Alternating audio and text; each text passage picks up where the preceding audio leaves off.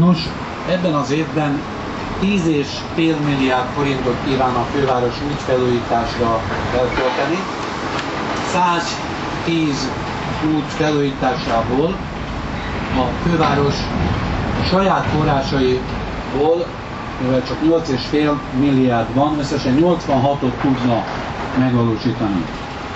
A jó hír az az, hogy a kormány garanciát vállal további 2 milliárd forint biztosítására útfelújítási célra, és ezért most azt mondhatjuk, hogy ha minden jól alakul, tehát ha a harmadik tendert is sikerül eredményesen lebonyolítanunk, akkor az eredeti programot meg tudjuk valósítani, tehát mind a 110 útszakaszt a főváros még idén fel tudja újítani.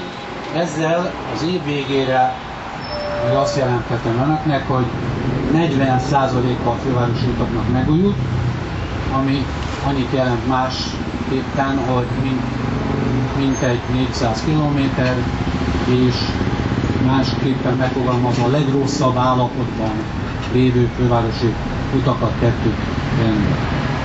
Azt a feladatot adtam a fővárosban az ezzel foglalkozó szakembereknek, a TÖMTED-nek és a közlekedési ügyosztálynak, hogy készítsenek a következő 3 évre vonatkozólag egy tervet, amikor is előre meg tudjuk határozni azt, hogy közmű felújításokkal, cserékkel, csatornaépítésekkel összhangban, amelyek szintén nagy ütemben folynak a főváros külső kerületeiben a következő években, hogy 100%-ig csatornázva legyen Budapest, hol, mikor, milyen útfelújításokra kerül sor, és ezeket hogyan finanszírozzuk.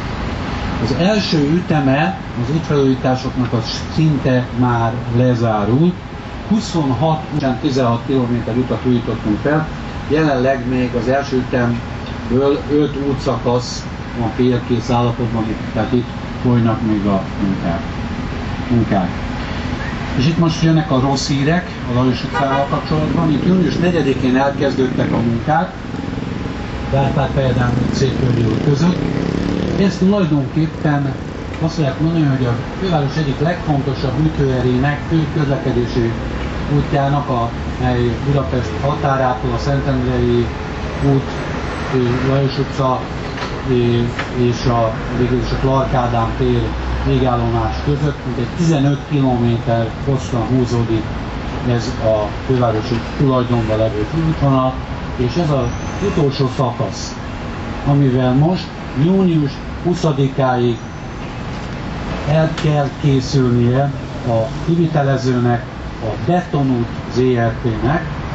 Itt egy 540 méter hosszú útszakaszról van szó, és 68 millió forintért vállalta a kivitelező ennek az elkészítését.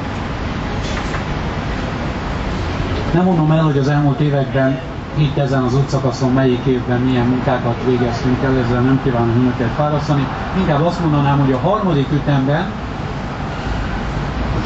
második ütemben még milyen útvonalak felújítását tervezünk. Vörösvári út, Clark Ádám tér, Nagyszülős utca, Egyaljai út, Krisztina körút, Erzsébet királynő útjának a felújítása még csak most következik a nyáron. Közben tendereztetjük az úgynevezett harmadik csoportot, így 20 út van még hátra, ezek esnek bele abba a keret megállapodásba, abba a csomagba, amit együttesen hirdetett meg a főváros egységárakkal. Ez azt jelenti, hogy az eddig árak alapján kalkuláltunk egységárakat, e fölött nem adhatnak árajánlatot a kivitelezők, csak ez alatt. Együtt vállalhatják el valamennyi munkát, 6 konzorciumban tömörültek, ezek versenynek most egymással, kiadja a legolcsóbb, legjobb ajánlatot, akivel szerződni fogunk, és ennek a megállapodásnak nem csak az az előnye, hogy a 20 utat ugyanaz a kivitelező tudja egységáron elvégezni, hanem az is, hogy a munkák már a nyár folyamán elkezdődhetnek, és ebben az évben be is fogjuk tudni fejezni őket, tehát az eredeti vállalásunkat teljesíteni fogjuk.